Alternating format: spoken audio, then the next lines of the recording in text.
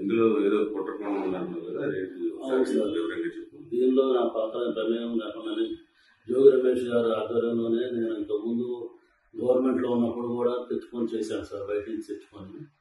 అదేవిధంగా గవర్నమెంట్ రాగానే అదంతా ఆగిపోయింది సార్. మళ్ళీ మొన్న టీడీపీ గవర్నమెంట్ రాగానే అన్నీ ఆగిపోయింది సార్. అసలు ఏం చేయడం లేకుండా బాగా స్ట్రిక్ట్ అయిపోయేటప్పటికి ఇక నేను కూడా ఆగిపోయాను సార్ మొత్తం. ఆ తర్వాత మన ఏప్రిల్లో 2025 ఆ టైంలో మళ్ళీ జోగి రమేష్ గారు నన్ను కాంటాక్ట్ చేసి మాట్లాడదా రమ్మంటే నేను మన తమ్ముడు ద్వారా మాట్లాడాను సార్. టీడీపీ గవర్నమెంట్ మీద ఏదో రకంగా మనం పనులు చల్లాలి, వాళ్ళకి యాడ్ చేయాలి, మనకు అప్పుడు మైలేజ్ ఎక్కువ ఉంటుంది అని నువ్వు ఇంతకుముందు చేసేవాడు కదా, చేశారు కదా, వాళ్ళందరినీ మళ్ళీ పిలిచి లైన్లో పెట్టాను సార్. నేను ఇబ్రాహీంపట్నం అనుకున్నాను సార్. తర్వాత నేను మా క్లాస్మేట్ జయశంకర్ రెడ్డి తమ్ముడిపల్లి అని తెలిసేటప్పటికి చిత్తూరు జిల్లా, ఉమ్మడి చిత్తూరు జిల్లా వచ్చింది కాబట్టి ముందు అక్కడ ప్లాన్ చేద్దాం, చంద్రబాబు గారిని బ్యాన్ చేయడానికి అక్కడ చేద్దాము. ఇప్పుడు నేను అక్కడ వైన్ షాపులో వాళ్ళకి వచ్చి వాళ్ళు చేసుకోలేకపోతాను తీసుకుంటున్నానని చెప్పి జోగి రమేష్ గారు చెప్పాను సార్. అయితే అక్కడే ప్లాన్ చేయాలని చెప్పారు. నేను అక్కడ లోపల అతను ఉన్న పాలకి సిద్ధాన్ని అతను పట్టుకొని అవన్నీ రూమ్ అద్దెకి తీసుకొని వేరే వాళ్ళ పేరు మీద అక్కడ సెటప్ అంతా చేశాను సార్. చేసిన తర్వాత ఎవరైతే ఉన్నారో వాళ్ళకి తెప్పించి ఇవన్నీ రెడీ చేయించు, మందు తయారు చేయడానికి కావాల్సిన స్పిరిట్, లేబుల్, క్యాప్లు అన్నీ, దాన్ని కలిపేదానికి కావాల్సిన కెమికల్స్ అన్నీ తెప్పించి బాలాజీ ద్వారా చేశాను సార్. అది ఎప్పటికప్పుడు 1 నెల 2 నెలల్లో ఇది ఇలా అంతా రెడీ చేసి పెట్టండి. రెడీ చేసి ఎప్పుడైతే పెడతారో అప్పుడు మొత్తం ఎక్కువగా ఉన్నప్పుడు మీరు ఎవరో లేని సమయం చూసి దాన్ని గవర్నమెంట్ మీద బొజ్జాలి, నీకు ఏం కాదు, నీకు ఏమైనా ఇబ్బంది అని చూసుకుంటాము. నేను బాగా ఆర్థిక ఇబ్బందుల్లో ఉన్నానండి.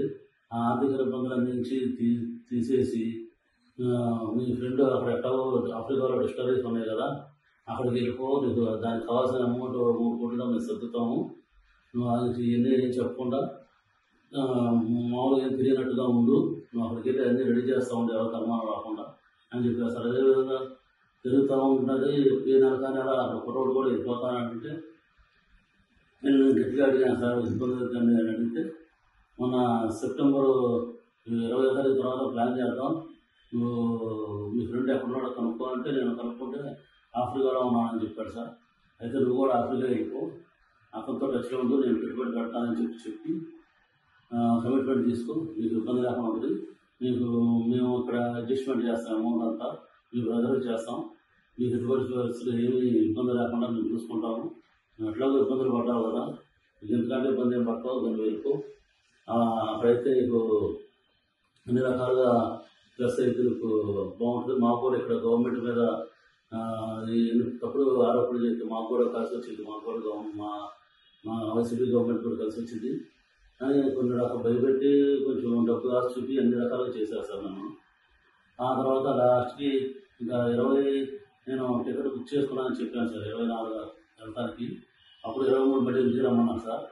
ఇంటికి వెళ్ళాను సార్. నేను వాళ్ళ ఇంటికి వెళ్ళినప్పుడు అక్కడ లోకల్ నాయకులు జోగి రమేష్ గారు, రాము, నాగిరెడ్డి, స్వామి గారు అట్లా ఉన్నారు సార్. ఇంకా పిఏ రాము అందరూ ఉన్నప్పుడు ఒక నిమిషం మామూలుగా మాట్లాడి తర్వాత వాళ్ళందరినీ సెట్ చేసి వాళ్ళు వెళ్ళిపోయారు సార్. వాళ్ళు వెళ్ళిపోయిన తర్వాత ఇవన్నీ డిపార్ట్మెంట్ ద్వారా మన సురేష్ ద్వారా ఏలూరు జిల్లా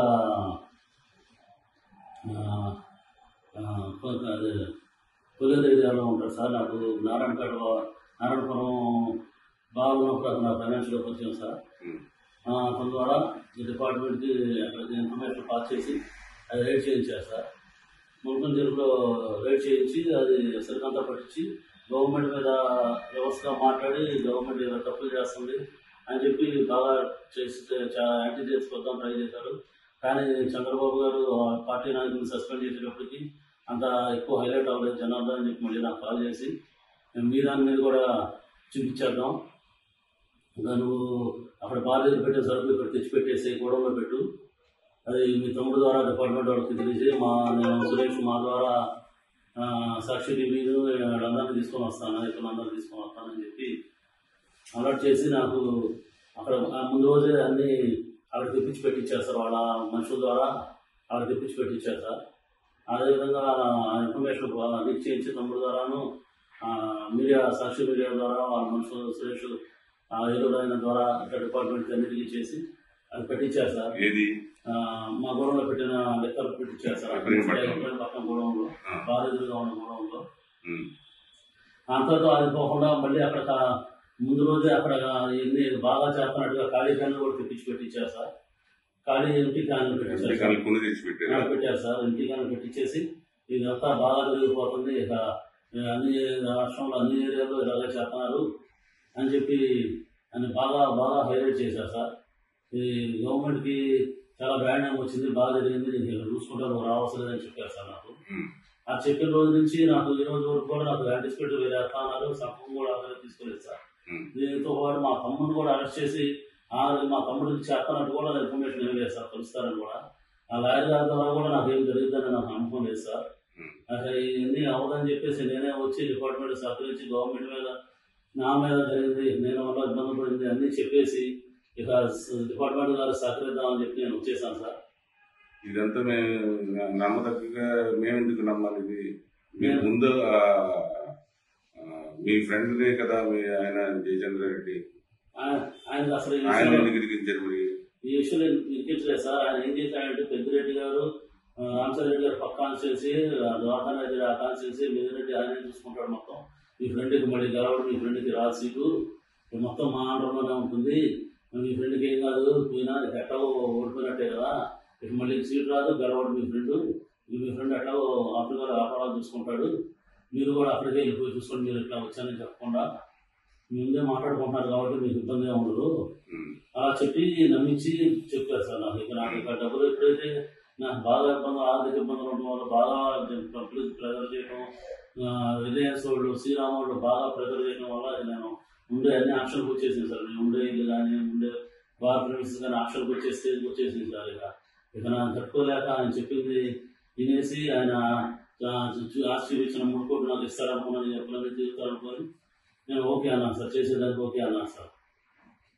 మరి ఈయన ఎన్నాళ్ళుగా పరిచయం మీకు? ఈయన నాకు చిన్నప్పటి నుంచి పరిచయం సార్, జోగి రమేష్ గారు. నాకు నేను చిన్నప్పటి నుంచి నాకు జయచంద్ర రెడ్డి చదువుకున్నప్పుడు సార్ మాకు ఇంజనీరింగ్ విద్యానగర్ ఎంబీకేఎస్ గురువు దగ్గర దానిలో ఎంబీకేఎస్ చదువుకున్నప్పుడు పరిచయం సార్. మళ్ళీ ఎలక్షన్ టైంలోనే మేము వెళ్ళాము సార్ ఆయన దగ్గరికి. ఆ టైంలో మా క్లాస్మేట్స్ అందరం వెళ్ళి కలిసి అక్కడ క్యాంపెయిన్ దగ్గర వెళ్ళి పార్టిసిపేట్ చేసాం సార్.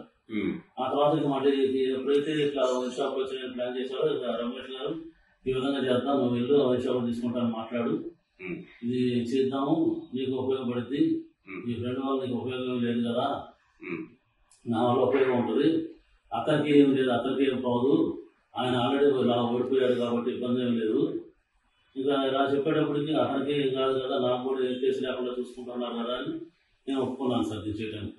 ఎప్పుడైతే ఈ డేటా చేశారో ఇక నేను ఎవరిని నమ్మదలుచుకోలేదు సార్. ఇక ఎవరు ఇస్తానా లేదు, నేను ఎట్లాగో ఇబ్బంది పడుతున్నాను, ఇంకా మళ్ళీ ఇక ఇబ్బంది పడకూడదని చెప్పేసి వచ్చి ఇక సరెండర్ అయితే ఇక గవర్నమెంట్ ఏ శిక్ష శిక్షణ రెడీ వచ్చేసాను సార్.